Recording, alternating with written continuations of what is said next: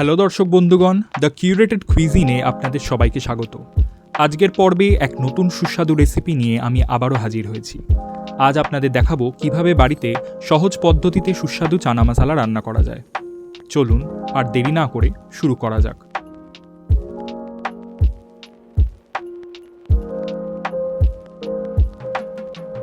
প্রথমেই আমি একটা বাটিতে 300 গ্রাম কাবুলি চানা নিয়ে রেখে দিয়েছি। সেগুলিকে আমি এবার ভালোভাবে ধুয়ে নেব। ধুয়ে নেওয়ার পর এটিকে 4-5 ঘন্টার জন্য আমি উষ্ণ গরম জলে ভিজিয়ে রেখে দেব।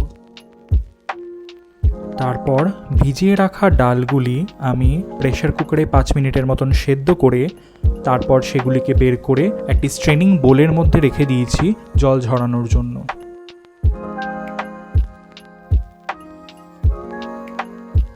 একটা বড় দেখে আলু নিয়ে ছোট টুকরো করে কেটে রেখে দিয়েছি। আপনারা যদি আলু অ্যাড করতে না চান তাহলে এই স্টেপটিকে স্কিপ করতে পারেন।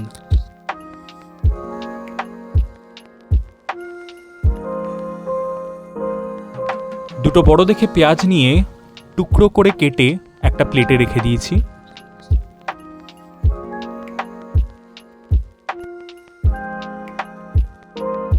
এরপর একটা প্লেটে কেটে রেখেছি দুটো বড় দেখে টমেটো আর অর্ধেক আদা ও এক টুকরো রসুন একদম ছোট করে কেটে নেওয়া। তার সাথেই বানিয়ে নিয়েছি পেঁয়াজের পেস্ট, এর জন্য দুটো বড় দেখে পেঁয়াজ লাগবে। তার সাথেই আছে 2 টেবিল চামচ রসুন বাটা ও 1 টেবিল চামচ আদা বাটা।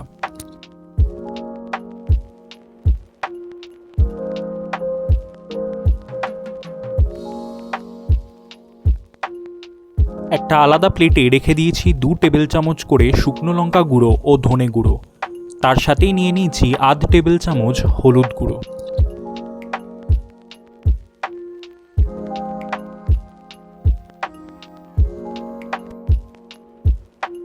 এরপর নিয়ে নিলাম সর্ষের তেল ছোট বাটির 1 বাটি।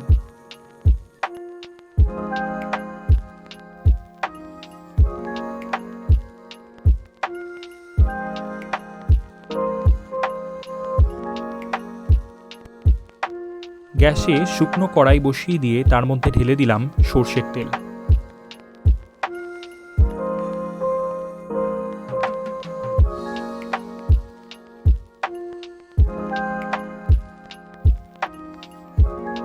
এবার ফোড়নের জন্য লাগবে 2টো করে তেজপাতা ও এলাচ, 3 থেকে 4টে করে লবঙ্গ, দারচিনি আর সামান্য গোটা জিরে।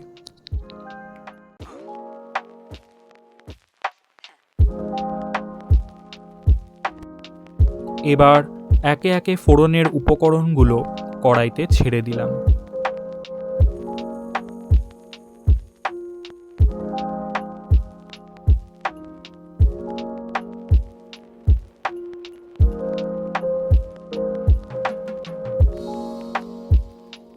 কড়াইতে প্রথমে ছেড়ে দিলাম রসুন কুচি।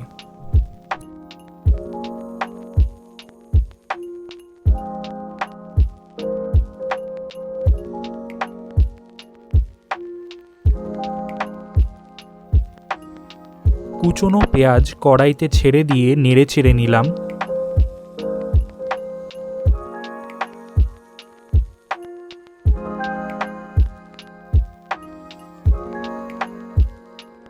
রসুনের কাঁচা গন্ধ চলে যাওয়া পর্যন্ত হালকা বাদামি করে সবকিছুকে ভেজে নিতে হবে।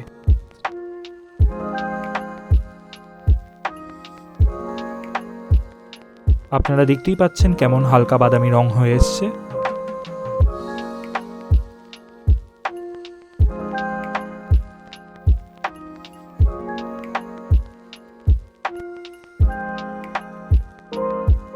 এবার কড়াইতে ছেড়ে দেওয়ার পালা তৈরি করে রাখা আদা ও রসুন বাটা।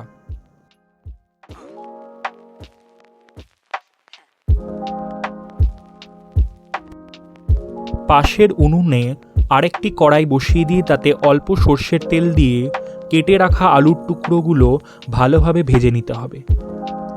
যতক্ষণ আলুর টুকরোগুলো লাল না হয়ে আসছে ততক্ষণ নাড়াচাড়া করতে থাকতে হবে। তারপর ভাজা হয়ে গেলে নামিয়ে নিতে হবে একটি প্লেটে।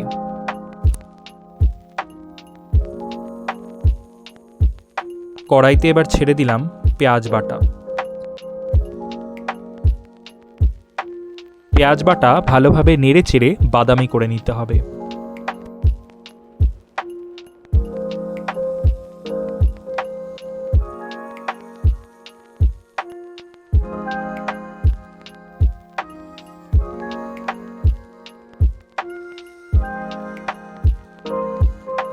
কড়াইতে এবার ছেড়ে দিলাম কেটে রাখা টমেটোর টুকরোগুলো।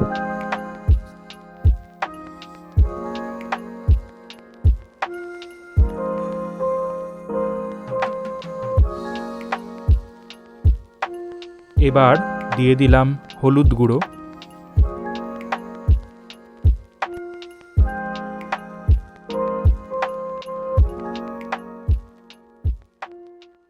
তারপর একে একে দিয়ে দিলাম শুকনো লঙ্কার গুঁড়ো ও ধনে গুঁড়ো।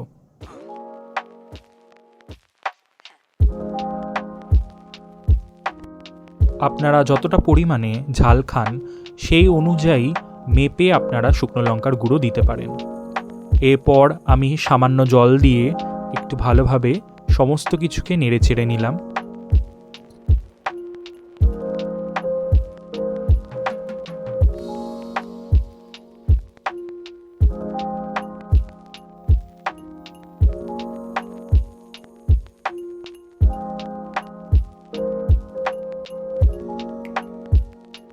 এবার কড়াইতে ছেড়ে দিলাম ভিজিয়ে রাখা কাবুলি চানাগুলো।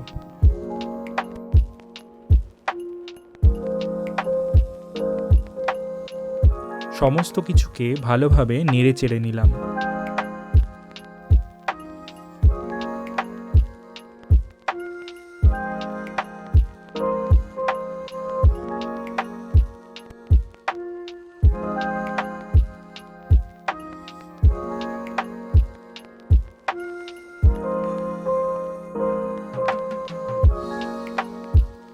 ভেজে রাখা আলুর টুকরোগুলো ছেড়ে দিলাম।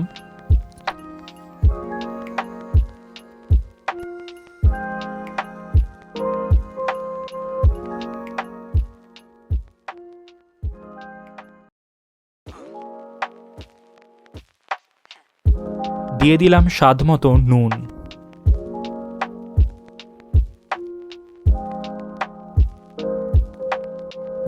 তার সাথে দিয়ে দিলাম সামান্য গরম মশলা। সমস্ত কিছুকে ভালোভাবে মিশিয়ে নিলাম।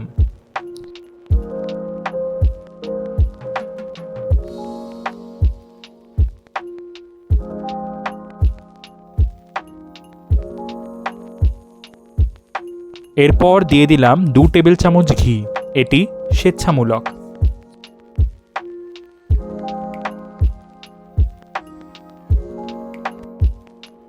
ঘি ব্যবহার করলে চানা মশলার স্বাদ ও গন্ধ দুটোই বৃদ্ধি পায়।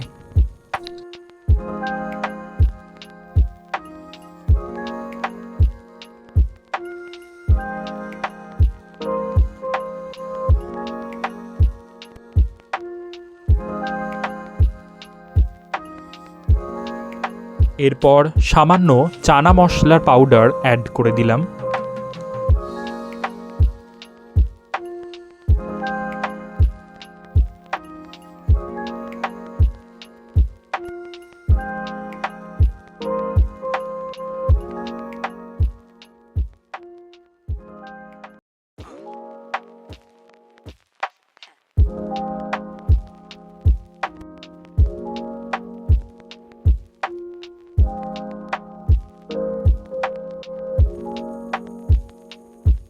সামান্য পরিমাণে দিয়ে দিলাম স্বাদ মতো চিনি।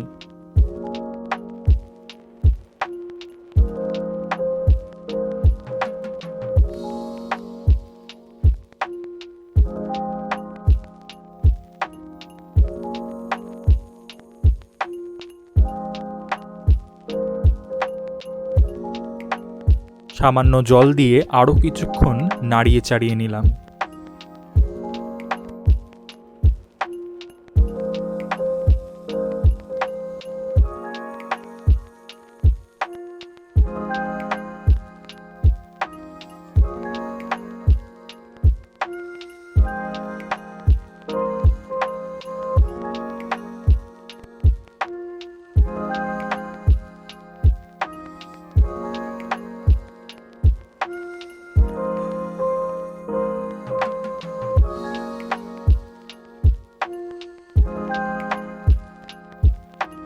এবার 7 থেকে 8টা শুকনো লঙ্কা, কিছু গোটা ধনে ও কিছু গোটা জিরে নিয়ে শুকনো খোলায় ভেজে নিয়ে গুঁড়ো করে নিয়েছি।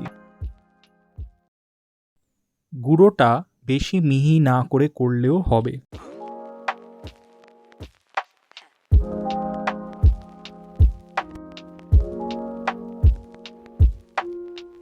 বাড়িতে তৈরি করা মশলা পাউডারটা কড়াইতে দিয়ে দিলাম। আপনারা এই মশলাটা বেশি করে বানিয়ে রেখে দিতে পারেন। চানা মশলা তৈরি করতে পরে দরকার হলে বারবার বানাতে লাগবে না। সব কিছু ভালোভাবে নাড়িয়ে চাড়িয়ে নিলাম।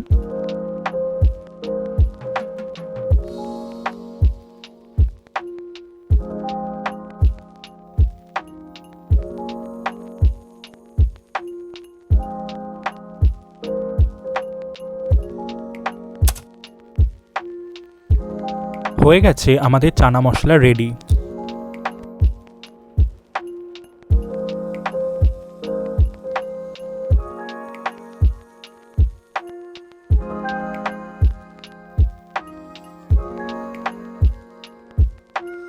আশা করি ভিডিওটি আপনাদের পছন্দ হয়েছে। ভিডিওটি পছন্দ হলে লাইক এবং শেয়ার করবেন।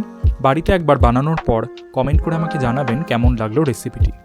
আশা করি এই সিম্পল রেসিপিটি আপনাদের পছন্দই হবে। আর হ্যাঁ, আমার চ্যানেলটিকে সাবস্ক্রাইব করবেন আর বেল আইকনটি প্রেস করতে ভুলবেন না, যাতে ফিউচারে কোনো আপডেট এলে আপনারা মিস না করেন। আজ তবে এখান অবধি। অন্য আরেক দিন একটি সুস্বাদু রেসিপি নিয়ে আবার ফেরত আসব। ভিডিওটি শেষ অবধি দেখার জন্য অসংখ্য ধন্যবাদ।